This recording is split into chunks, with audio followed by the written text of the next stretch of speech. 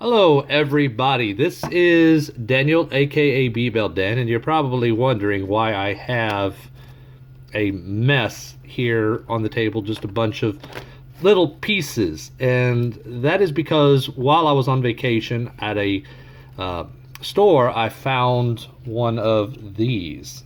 This was all inside here.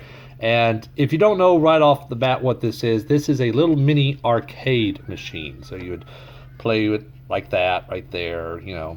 There'd be the game displayed inside there, and as you can read, obviously it's Dig Dug. This here was actually a Dig Dug game. Now, the reason why I have bought this and the reason why it's all taken apart is because I saw online, and I've pretty much kind of confirmed it, that actually these things here, I guess to save money or something, or production time, there's actually 4 games on this unit.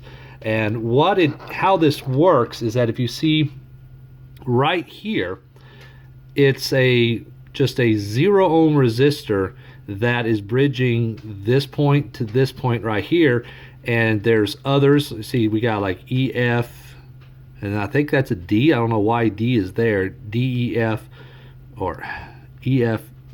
I don't know. It looks like a D to me. I don't know why that'd be D, but E, F, D, G, or D, G, D, F, E, or what have you. But there's 4 spots here, there's 4 spots here, but there's only an ohm resistor right here. So if this is just like the ones I've seen online, depending on where I move this transistor to, I get a different game. So I can move it to here and it might be Pac-Man. Move it over to here, it could be Space Invaders. Move it down here, it could be Miss Pac-Man, Q*bert, or something. I really don't know on this particular Dig Dug model which one it is, but I'm going to go ahead and try to modify this and show y'all how I plan on doing it. There's several other videos online of how it's done, so that's what I'm going to go ahead and do.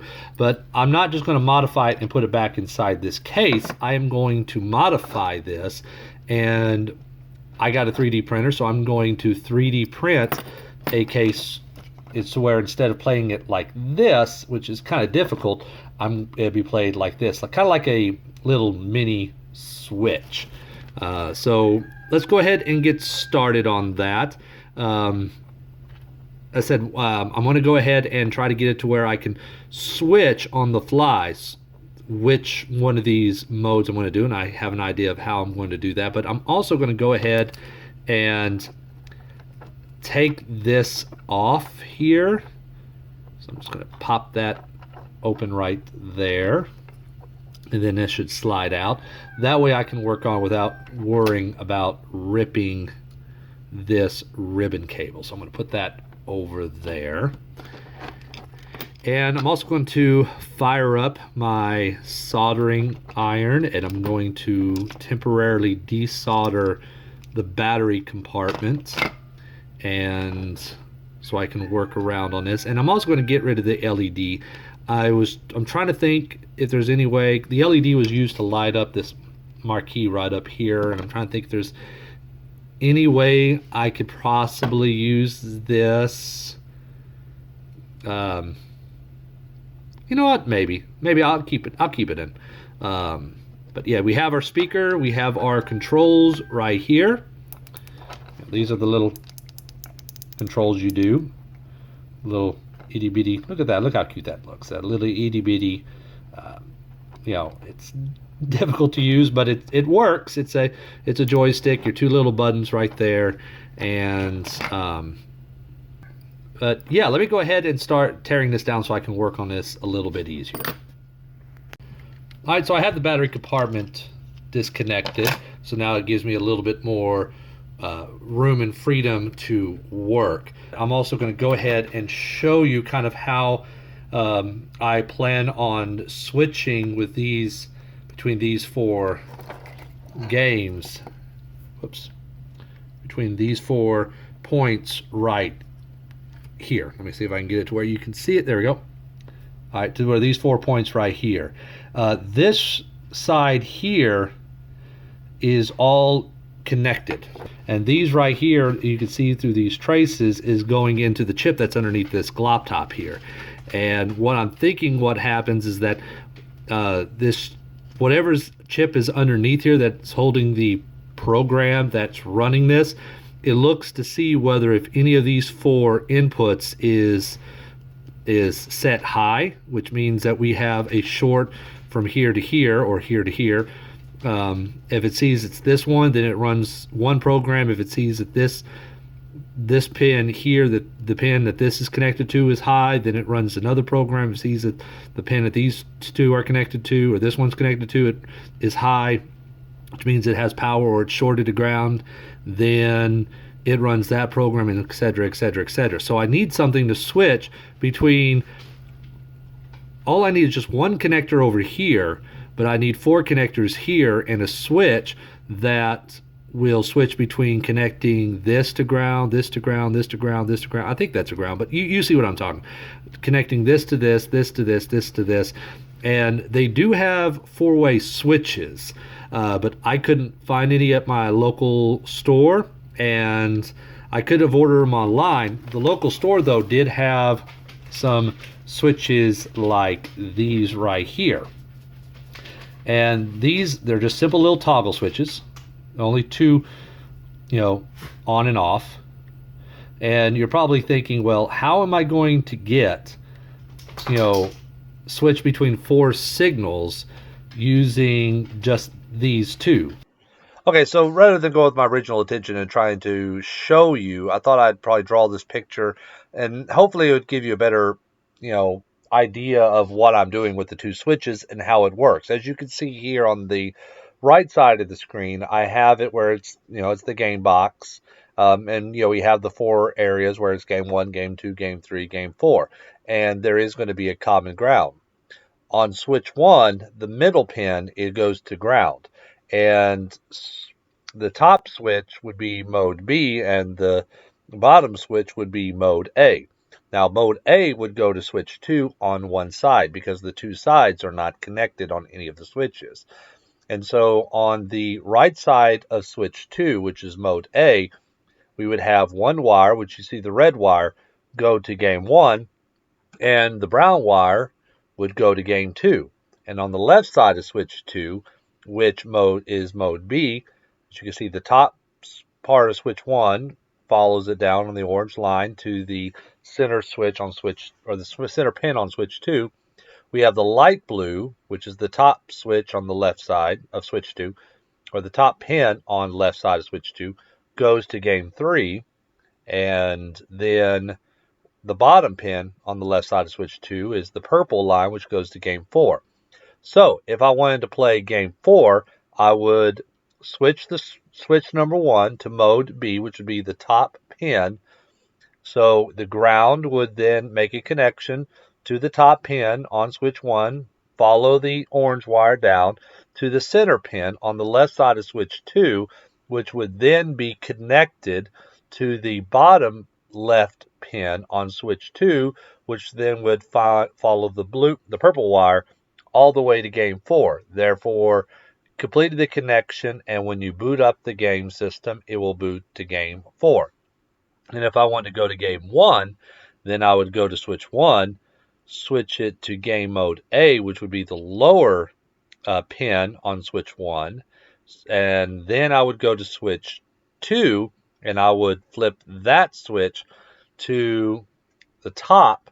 So therefore, the connection would be made on the top right pin, which is the red wire. So you follow that back to the ground. So the connection would go all the way back to ground in game 1. So when I boot up the game, I'd be playing game 1. So this is how, using simple 2 switches and doing boolean, basically, bit mapping, so to say. Maybe that's the wrong word. Not necessarily bit mapping, but you get the idea. I can use the 2 switches and I can get 4 options out of it, 4 games out of it. So that is my intention. Okay, so everybody, I have good news, not so good news, and bad news. Well, kind of bad news. First off, the good news is that what I'm wanting to do with these 2 little switches here does indeed work. It will work, so I just need to wire it up. After I do that, then I will show you, how it works. The bad news, or not so good news, is I accidentally tore off one of the pads. If you could see kind of right, let me see if I can get this into camera. Yeah, right there, I tore off one of the pads trying to remove that resistor. But I got it fixed. I scraped off just enough of this mask here on the trace, and I was able to solder that up, so I should be able to attach a wire to that. Now, the bad news is I got gypped. If you're going to try this and you're going to use this game, be warned. I don't know if all of the systems have that, but it seems like there's only 3 games onto this. Let me go ahead and show you. Like if I go ahead and I take this, look at the screen, and let me see if I can mount this screen up where y'all can see it a little better.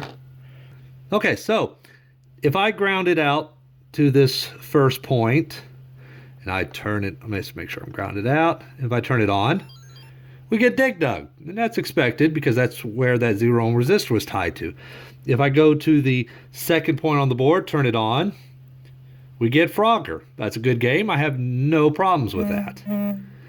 Now, if I go to the third one, turn that on, we get Galaga. Now, if I go to the fourth and final one, guess what? Galaga again. Now, I've looked through here just to make sure that maybe I'm not possibly,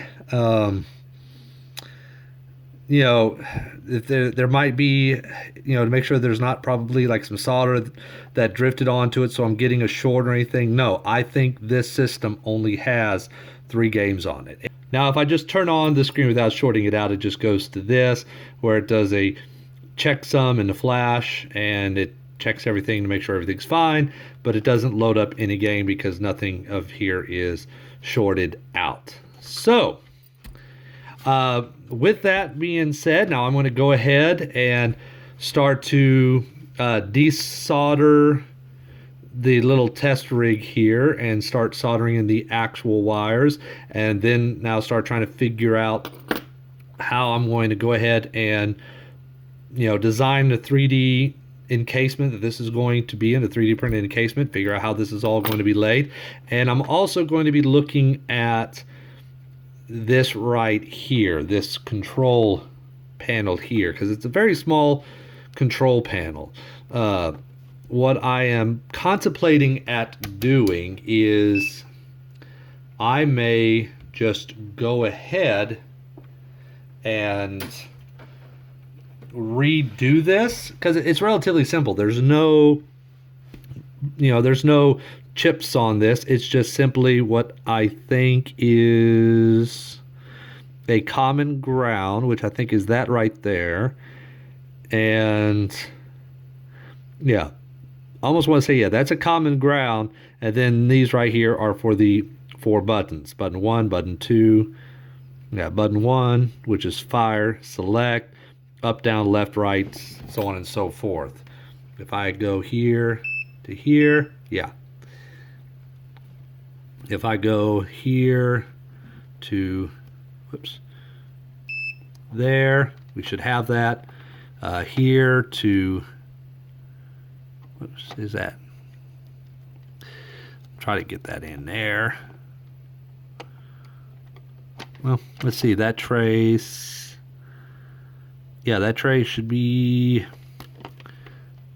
right there, yeah. And then the 4 buttons, it goes to ground. So if I wanted to, I could go ahead and just rebuild this. If at all, if I don't want to, if I want to try to keep all of this in, I could just simply break the board along here, but I got to be it very carefully, and then just solder traces from here back over to there. So I could do that, but I want to try to have it to where buttons are on this side of the control and the controller or joystick is on this side.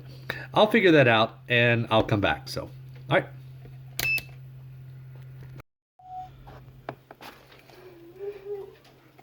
All right, so here it is. I'm kind of just playing around with trying to think how I want to arrange this for the final, orientation. But it's all soldered up together with the two switches that we see right here. And yeah, just as I thought, I got gypped out. This only has 3 games in it. The same game's in it twice. But yeah, it just works like this. I forgot what mode I have it in, but if I turn it on, okay, right now it's Galaga. If I, let's see, here's it, this switch, if I flip it over there, we get Galaga again. Okay, so this is the switch that will switch between the 2 modes. So we'll just call that the Galaga mode. So if I switch that over there, if I turn it on, we got Dig Dug. I think this is starting to come loose. But it's okay, I'm probably going to take that off. Now if I switch this switch here, and then turn it on, now we got,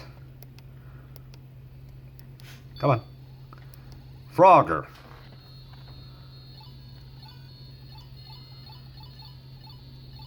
So there we go.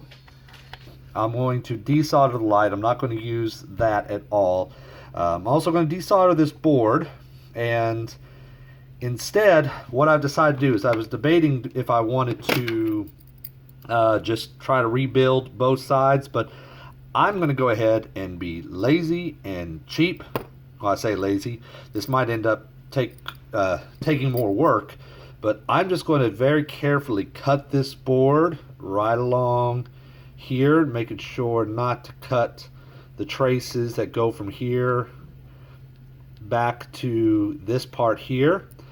I'm going to cut it, and then I'm going to scrape back just enough of this to where I can solder directly onto this board and run additional wires using some of this old ribbon cable here from an old computer. The necessary wires back to this board, and so this side of the control is going to be on this side, and then these 2 buttons are going to be on this side, and that's all I need. This side I can pretty much leave as long as I don't break the trace alone. Just here I'll need to run 3 wires, one for this switch, and the common ground. So I'm going to go ahead and start desoldering this all apart, the speakers, this board, this ribbon cable, get rid of that, and start trying to design the case it's going to go in. So let me do that. So this is what I have so far for the case. I don't think I'm going to succeed in making it smaller, but it's going to be a lot easier to play than what this was. So what I'm working on now is trying to separate these 2 pieces, because once again I want to be lazy and I'm not going to rebuild this. I could, but I'm not. So I'm just going through, and what I'm hoping to do is if I score this just enough, I should be able to hopefully break it right where I want it to be broken. So I'm just going over it again and again with the knife, taking off little pieces of it at a time. And it's making a little bit of a dent. I mean, I'm trying to do this first rather than going in with a saw of some sort, because I don't want to break these contacts here. I want to try to leave that still, leave those alone as much as possible. So yeah, just keep doing this and let's see if it works. Okay, and there we go, 2 separate pieces. Looks like the contacts are good for this side, and I'm just going to solder straight onto the proper contacts onto this side with the jumper for the common ground, but this should work. So I'm going to go ahead and solder that up, and let's go ahead and take a quick little look. Oops.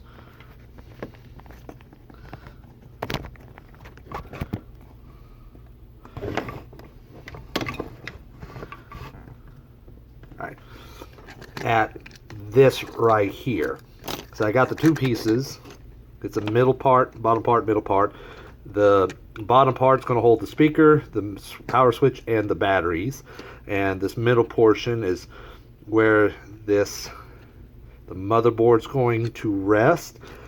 And then this is going to rest right on top of it like that and be held down with 2 screws. Now I'm going to have to modify this screen and remove a few pieces to get it to fit properly, but everything should be okay. So I'm going to wire these up, wire them into the motherboard just to make sure that they're going to work, and then I'm going to design the top piece to go on and remove the pieces I need to make it fit, and then all it is from there is just button it all up and we should be good to go. So let me go ahead and move on forward with that.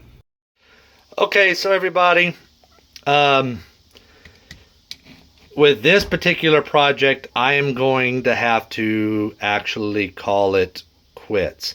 I think that for all intents and purposes, I think I may have messed this board up, and it's probably messed up beyond repair. I noticed, that when I was unsoldering some things here, some points here, it was some tracks pulled up. They got pulled up, and I may have broken a few more tracks. I mean, this board, everything on this board is just so tiny. So, some of the games don't work. Some of the settings, not the settings, some of the directions aren't really working. I have all hopes or, believe that this will work. This indeed will work. I mean, it's just, I think I just made a couple of little missteps along the way that caused it to where this particular board is just gone. So, I'm just going to go ahead and just call it quits right now. But I still wanted to go ahead and end this video and show it to you so y'all see what I have done, what I've been intending to do, and the potential of what I'm wanting to do. And also, y'all probably spotted what I did wrong. I'm letting you know what I did wrong. So if y'all want to attempt to try to do this, y'all can be like, okay, be a little bit more careful when you're unsoldering these things. But that's what all this is. This is just me learning, not only from the successes I do, but also the mistakes that I made. So is this going to be the end of this? I'm abandoning this particular board, but not this project. It's just, I just need to find another one of these, buy one of these, and I could try this again. No problem. Just until then, there's just not much I can do. I try to fix it, and the more I fix it, it's not necessarily, I mean, it's actually getting worse. So if I try to fix it, it's probably going to end up just completely breaking it. So let me just stop here, and just think about it. And if I want to redo it again, I'll redo it again. So yeah, but it was a good effort. It was a good effort, and I learned a lot from it. So hopefully y'all learned a lot from it too. But with all that being said, I just want to say, y'all let me know what y'all probably think. Would y'all like for me to try to see this again and try to finish this and do a small little, more of a handheld portable, version, not just a little arcade, but, a version that's a little bit easier in the hands to play version of this? Do y'all want to see me do it? Or do you not really care for it and I'm just wasting my time? Well, not wasting my time, but wasting my time trying to film it. I'm still going to probably do it. It'll just be more on my own. Y'all let me know what y'all probably think. And if y'all see anything and have any ideas, feel free to share those ideas, not only to me, but to other people that are watching the video. They can read your comments and they might be able to learn from y'all suggestions as well as what they see me do here. But until I make that decision, I just want to say thank y'all for watching, and I will see you next time.